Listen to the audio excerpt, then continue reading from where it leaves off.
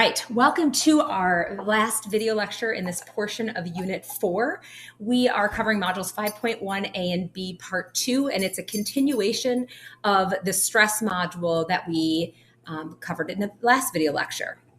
So in the last video lecture, we talked about the fact that there's those three phases of stress. We talked about the role of health psychology has on looking at the three phases and when we should get involved, as well as we looked at the two different popular coping mechanisms. Today, we're going to look more into the day-to-day stress in our lives, what impacts our stress, and what are the effects on those stressors. So first thing is our explanatory style. So some people in the world, as we know, are glass half full type individuals where they can see the positive in absolutely everything around them. And some are the opposing. They're the half empty kind of people that tend to see and interpret every situation with the negatives and finding the problems in multiple situations.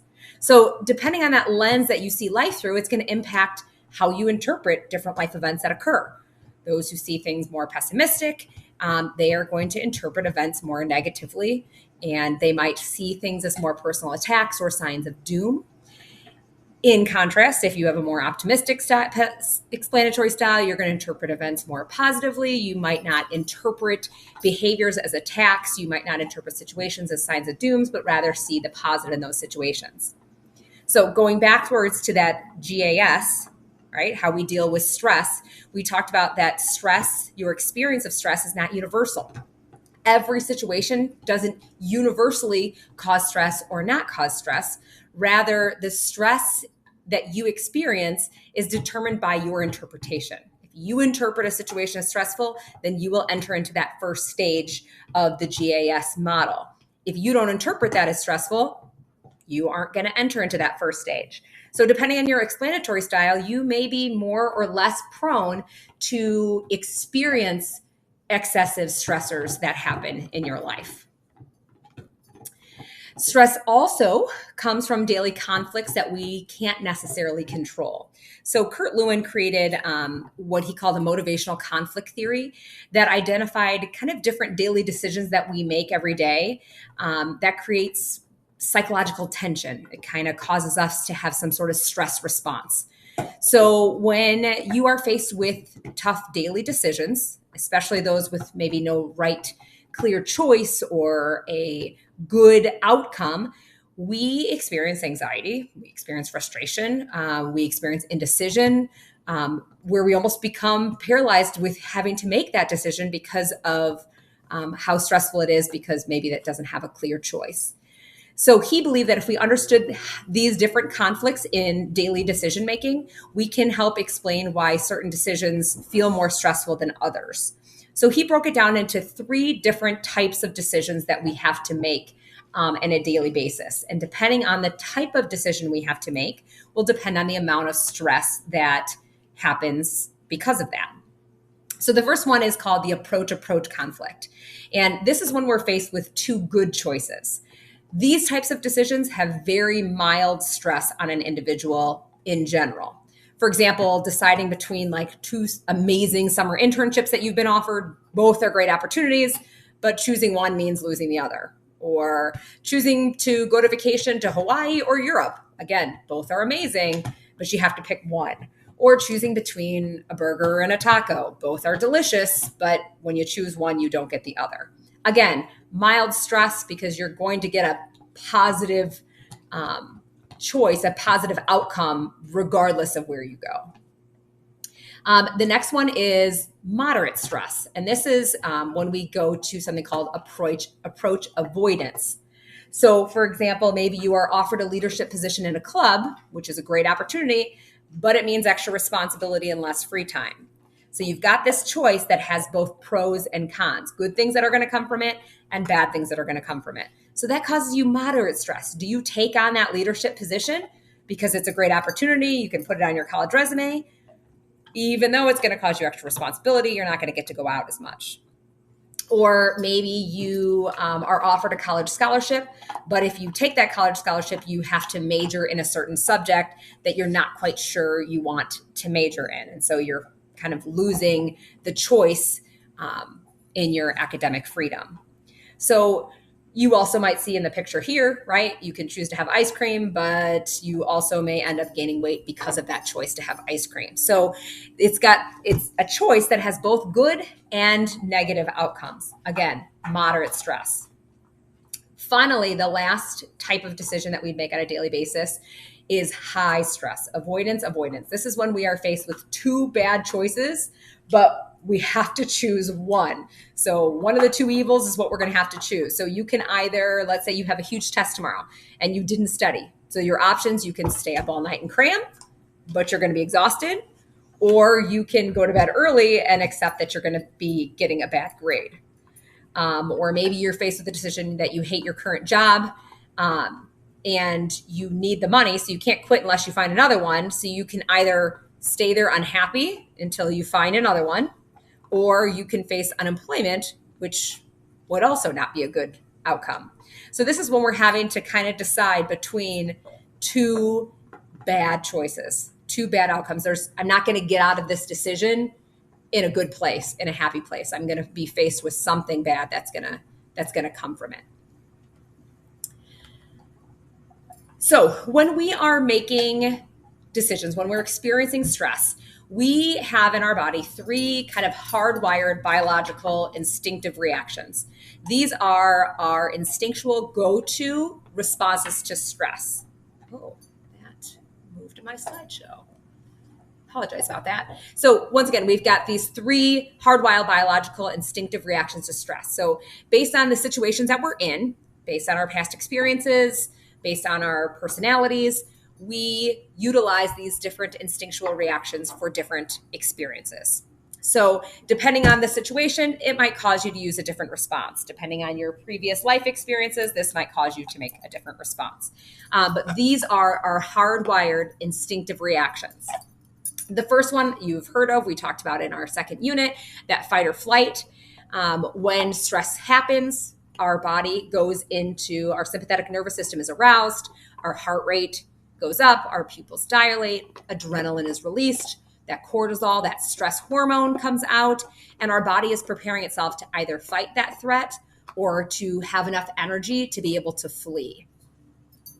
A second instinctual reaction to stress is what we call tend and befriend, where we seek and give kind of social support when we experience stress. So this is our desire to connect, to feel like you belong, to seek out another human who can be a support for you, whether it be a talking support, that physical touch that we need, or just to feel included or listened to. And the third one, which is the most primal reaction that we have to stress, is to freeze, to do nothing. To essentially, when stress faces you, you literally don't do anything. You don't respond, you don't do anything. So that's our most primal reaction. Now, why does this matter? In order to understand why this matters, we have to talk about a really, how do we say this study? A really interesting study by a man named Martin Seligman. So keep in mind these three hardwired instinctive reactions to stress. Let me talk about his research, Seligman's research, and then we're going to connect what does his research have to do with these reactions, these instinctive reactions to stress. So Martin Seligman discovered something called locus of control. So his study helped us understand if people can learn to give up before they even start.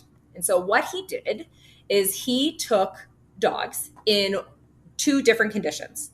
So in one group, the dog was harnessed, like with under different conditions, but like harnessed like a leash to the collar. And you can see in this picture, there's kind of two different sides of this floor, right? In one of the conditions, the dogs were strapped, so they could not escape the side of the floor and go to the other side.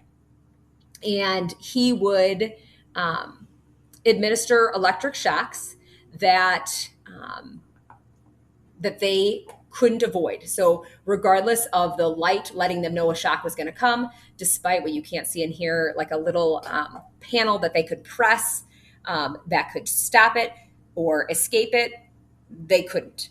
So these dogs were forced to be exposed to electric shock, and nothing they could do could get them to be able to escape it. Dogs in the other group were administered those same electric shocks, but they were able to control it with their nose. So they could press a panel with their nose, and they would be able to escape those electric shocks. So that harness that they had on them, it didn't matter because the electric shocks could be stopped by touching their nose to that little panel that they had. So one group strapped, no matter what they touched with their nose, no matter what they did trying to move, they could not escape that shock. Dogs in the other condition, harnessed, given those electrical shocks, but if they touched their nose and pressed their nose to a panel, they could get those shocks to stop. So what he did is he essentially created either an external or an internal locus of control for those dogs. Internal locus of control, meaning you control the fate. You have the perception that what you do impacts the outcome. External locus of control is where an individual feels like it doesn't matter what they do, fate or outside factors outside of themselves are going to control what happens to them. So the dogs that were strapped and not able to escape those shocks, no matter what they did, were given an external locus of control. They were exposed to this idea that they couldn't control their fate.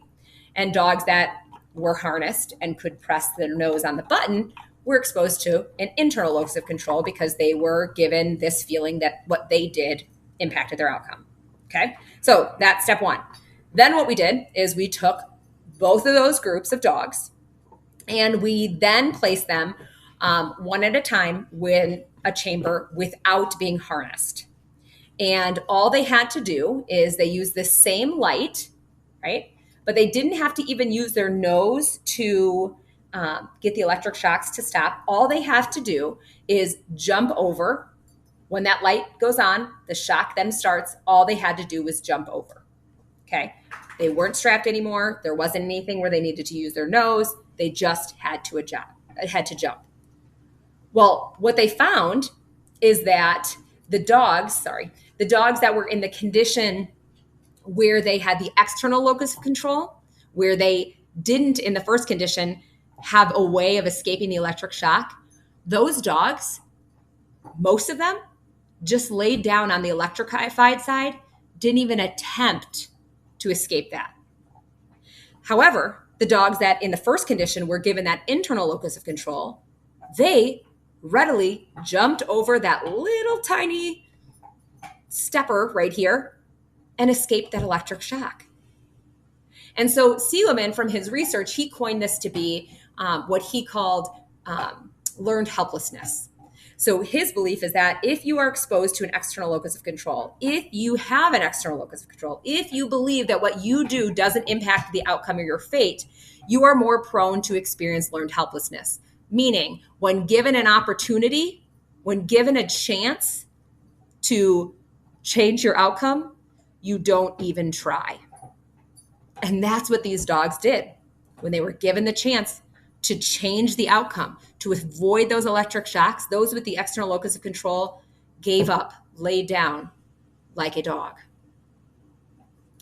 without control. We've seen this as well. There's other research that's been done in elephants. So there have been examples of people who are elephant trainers where when they start working with a baby elephant, they use a rope to tie them to a tree or tie them to a post. And they find that these baby elephants will struggle and struggle and struggle for hours, for days, trying to escape this rope. But they realize very quickly within days that it doesn't matter how hard they pull, they're not going to be able to get off of this rope and escape. And so those same elephants, when they are grown up and they are more than strong enough to break the rope, they found that these elephants can be tied up with that same tiny rope that they could as a baby, as an adult, because they don't even try. Now that they have the strength to be able to escape, they don't even try. So we see the same thing in these elephants, right? The elephants that were tied were given that external locus of control. They realized as baby elephants, it didn't matter how hard I try or what I do, I can't escape. And now when I'm older and I have an opportunity to escape, I don't. And so when we look at this with humans, right, if you have this perception that what you do doesn't matter, let's say in education or in class, that it doesn't matter how hard you try or how much you study, you don't perceive that you have the ability to succeed educationally. Well, when you get into a class or when you have an opportunity to do a little bit more studying or going to work with that teacher, you have an opportunity to just do a little bit in order to find success. Learned helplessness is more likely to occur as well, that those students just give up. They don't even try. Because of that prolonged perception of the external locus of control, they have learned helplessness. They don't do it. They don't do anything. So that's the basic premise of his study. Now, how does this tie to what I talked about earlier, those 3 hardwired biological instinctive reactions to stress? So Siegelman believed that it's the prolonged external locus of control that leads to learned helplessness. However, a man named Mazer, who was an assistant in his study, he ended up going into neuroscience and he started to study brain's response to stress. He was able to look at kind of brain's innate responses to stress and the changes that occur to the brain under different conditions. So he essentially studied the brain and the biological instinctive reactions to stress. And he adjusted Siegelman's theory and he said, we instead have to learn to turn off the part of our brain that tells us to freeze. He thought the dogs that were able to escape in the first condition, they instead learned that they could control their stress, i.e. the shocks. And so they essentially turned off that part of the brain that makes them freeze when faced with the stressful situations. So those dogs in the first condition that learned they could do something, those were the dogs that did something in the second condition, that he sees that it's hardwired for us to naturally freeze.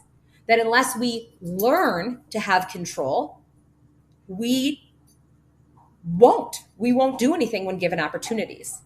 So the old theory, or Siegelman's perception, was that repeated failure or lack of control caused people to develop this learned helplessness. This new model from brain research shows that experiencing control is necessary to prevent that brain's automatic helplessness or freeze response from activating. So this version emphasizes that control is necessary to prevent the inevitable, hardwired, instinctive reaction of freeze, which we have when we experience stress, instead of the fact that we learn helplessness, we actually have to learn to stop freezing, to turn that off, to turn off that biological hardwired response. So that is it for this module. I hope you have a wonderful day.